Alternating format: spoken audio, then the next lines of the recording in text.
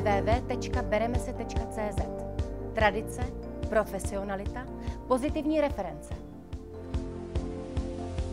10 nejromantičtějších míst světa. Takže začneme klasikou, Francie, Paříž, samozřejmě italské Benátky. Jo, to je dost nuda, to nemá styl.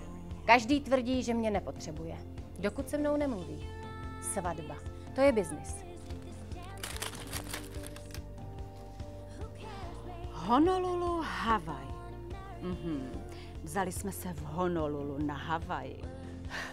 Pardon, já se strašně omlouvám, ale když jsem v rozpacích, tak já nemůžu dýchat. Nemá cenu si nic nalhávat. Nevím, čím to je, ale nikdy to nebylo jinak. Celý můj život se dělí na čas, kdy to docela ujde, a na čas, kdy to vůbec nejde.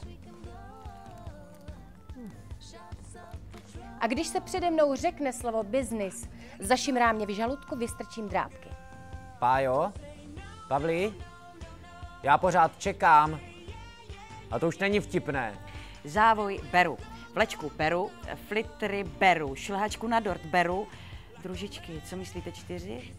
O 4 máte recht. A ať jdou pěkně po dvojčkách holčiny navašlený. Už jsem na řadě? Zhluboka se nadechněte a rovnou zapomeňte na romantiku, růžová kvítka padající z nebes, šimrání v žaludku a podobné nesmysly. Svatba není legrace. A dost! Kde je Pavel? Kde to jsem? Jo, všechno platím já. Cajk. Ale ne. Tady jde o všechno. Jde o mě. Já se jmenuji Marie, kamarádi mi říkají Máří a budeme se s Mílou brát. Vdávám se po třetí. A do kurzu jsem přišla, protože chci, aby to už bylo naposledy. Vdávám se poprvé, což je asi na první pohled jasné. Nebudu vám lhát.